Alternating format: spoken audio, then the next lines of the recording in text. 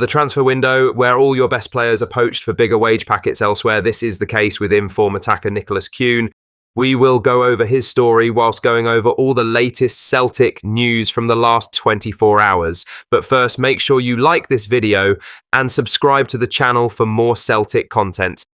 Celtic have spent heavily in the past 24 months trying to fill the gap left by Carl Starfelt with very little success. Mike Nawrocki, Nat Phillips, Gustav Lagerbilke and Austin Trusty have all come through the door, but it's Liam Scales who has ultimately emerged as Cameron Carter-Vickers' most consistent partner at the heart of the Hoops defence. He is someone who was deemed surplus to requirements by the manager and was set for an exit until an injury crisis struck. Carter-Vickers remains the bedrock of Brendan Rodgers' backline, with a contract until 2029 and no strong suggestion that he's pushing for a move. Fans can breathe a little easier, but former Parkhead defender Charlie Mulgrew has warned just how costly losing the American could be, calling him one of the most irreplaceable figures at the club. Speaking this week, Mulgrew stressed that Carter-Vickers' influence on the pitch goes well beyond the stats. With defensive partners coming and going around him, the 27-year-old has been the steady constant in Celtic's back four. He had this to say, "I think that's massive. I don't think they'll want to let him go. Obviously, everybody has their price, but I think his will be high. I think he's arguably one of the most important players and most important player at Celtic. With not having a regular beside him, he's the one, the mainstay, that's there. It's who's going to play beside him. I think holding on to him will be worth its weight in gold, and like a new signing, you'd never want to get rid of him," he concluded. While speculation always exists, Carter-Vickers' long-term deal gives Celtic a strong hand. Finding a partner for the American has got to be a priority this summer, with Champions League qualifiers in August. Now for the main story. RB Leipzig's interest in Nicholas Kuhn has been backed by Sky Sports' Anthony Joseph, who confirmed his German counterpart's report that the pursuit of the Celtic winger could intensify in the coming days. However, at this stage, no official bids have been submitted for the 25-year-old, and Joseph reports that no concrete talks have been held, despite some reports suggesting that talks were at an advanced stage. It's hardly a surprise that Kuhn has attracted interest from German clubs.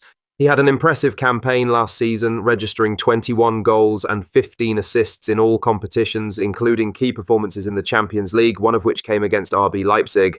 Of course, speculation about his future is nothing new. When his former club in the Bundesliga expresses interest, it's bound to cause tongues to wag. Yet, sources indicate that while Celtic are aware of the interest, there haven't been any formal offers laid on the table yet. That said, should Leipzig or any other club submit a bid in the region of £15 million, Celtic will have a decision to make. The Hoops will undoubtedly demand a hefty fee for a player who has become one of their most productive forwards, despite his fall-off at the end of the season. RB Leipzig may represent a tempting destination for Kuhn, but whether Celtic are prepared to let go and at what price remains to be seen.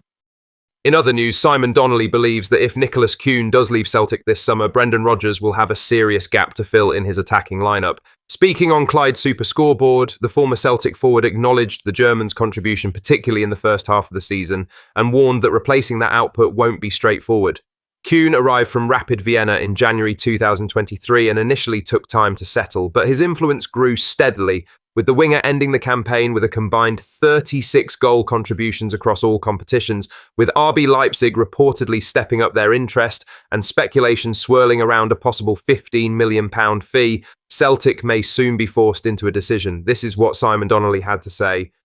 "You can't argue about his season and his numbers. There was a period where he was attracting a lot of interest because he was doing so well in the Champions League, scoring goals, performing well. And then I thought his form dipped a little bit towards the end of the season. But when you look from a wide player, I think his goals and assists were very, very good. At one point, I think he was pushing Dyson Maeda for Player of the Year. Maeda just kept going. He was consistent right through. I don't know how I feel about it. Jota is going to be a little bit away through injury. I'm not sure. It's one of those ones, careful what you wish for. Can you get somebody to come in and have that many assists and goals right from the off? We don't know. Kuhn had a slow start the season before, so we'll wait and see. They will be doing a lot of work in the background.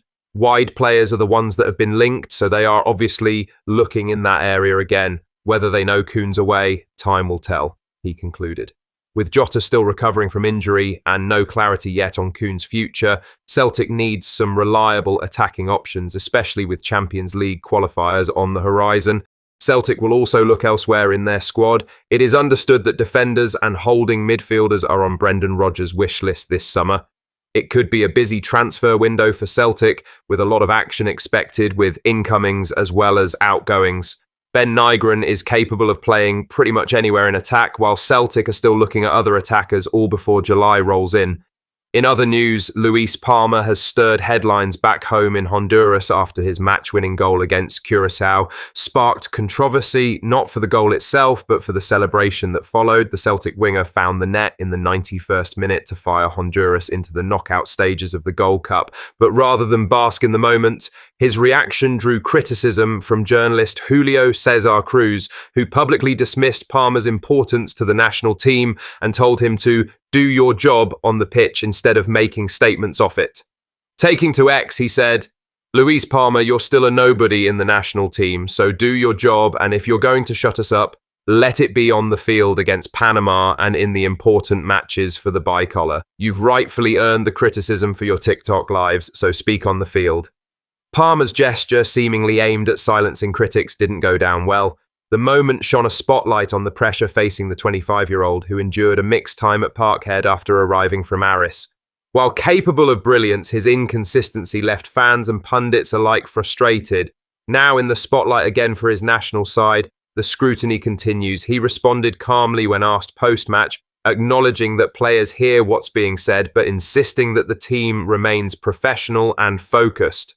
Palmer said, "This is a dedication to no one. We take everything that's said about this group with a grain of salt, and I think they're right in some ways, and we're very professional about how to act," he told Diaz. At Celtic, Palmer's future remains uncertain. With new signings coming in and Brendan Rodgers reshaping the squad for another title tilt and Champions League push, he'll need to prove his worth. Lastly, Celtic TV have officially confirmed their broadcast schedule for the club's pre-season campaign, with all but one match available to fans in the UK and Ireland. Brendan Rodgers' side will kick off their preparations against Queen's Park at Lesserhampton on the 4th of July, before heading across the water to face Cork City on the 8th of July. A behind-closed-doors encounter with Portuguese side Estrela de Amadora follows on the 12th of July. The first major test comes in Lisbon against Sporting CP on the 16th of July before the Hoops welcome Eddie Howe's Newcastle United to Glasgow on July 19th. However, due to broadcast restrictions, this fixture will not be shown on Celtic TV in the UK and Ireland. European giants Ajax arrive at Celtic Park on the 24th of July in what promises to be a real test of where the team stands heading into the new campaign. The schedule concludes with a match against either Como or Al Ahly on the 26th or the 27th of July, rounding off a challenging run of fixtures. The league season is to start the weekend after, with a League and League Cup double to defend and a Scottish Cup to reclaim, not to mention Champions League qualifiers looming in August. The summer fixtures offer an important chance for Rodgers to get his side firing early. All eyes will be on new signings, returning loanees and emerging talents looking to impress over the next month. What are your thoughts on these? Let us know down in the comment section below. Make sure you've liked this video and subscribe to the channel for more Celtic content.